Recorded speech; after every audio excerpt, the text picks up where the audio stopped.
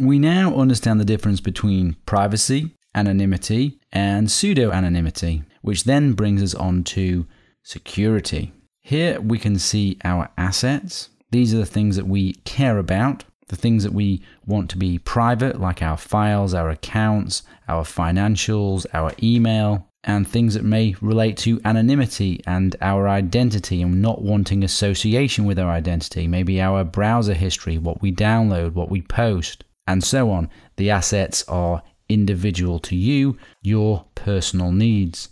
And to protect these assets, we apply security through various security controls. Security controls are VPNs, encryption, OPSEC, patching, HTTP filters, OpenPGP, locked screens, and the others that you can see here. So this means that security is the degree to which our assets are resistant to threats from our adversaries. And we select security controls based on the type of threats and adversaries that we face. Threats are the bad things that can happen, like a malware attack, like mass surveillance, like exploit kits, like the weakening of encryption and a virus infection, and the others that you can see here.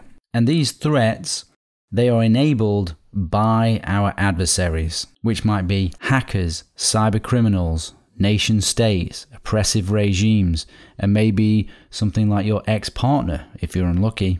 And you can also see here these red triangles. These represent vulnerabilities, bugs, and weaknesses in your security controls. A threat will try to exploit vulnerabilities in your security to impact your assets.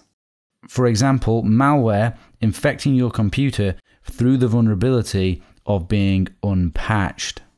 Risk equals vulnerabilities times threats times consequences would be a way of representing it in a formula. The likelihood of threats exploiting vulnerabilities in your security controls and the consequences of that is known as risk. Risk to your assets, the risk to you, the risk to your privacy and anonymity. And the threats and adversaries that you face, these are called your threat landscape or your threat model. Your threat landscape will be individual to you. In the section on Know Your Enemy, we will better understand the threats and adversaries that are out there so you can assess what your individual threat landscape is, although we will share a lot of common threats and adversaries, such as hackers, cyber criminals, and so on. But we may not all have an unfortunate ex-partner.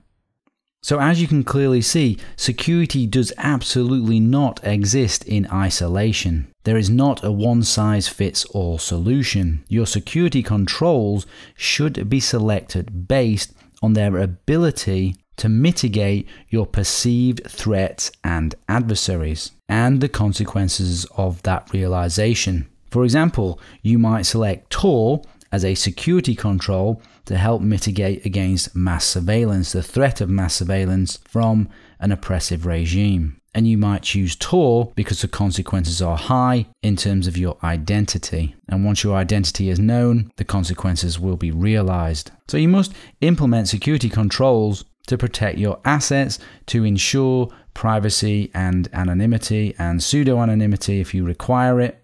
Security is a technology, security is also an action, and it's also a process. It's very important to understand that security controls are not just technology. You must understand that. Security controls are also processes and actions. Your actions are in fact one of the most important security controls to protect your assets and mitigate threats and adversaries. The outcome of suitable security processes, actions, and technology is the protection of your assets, privacy, and anonymity.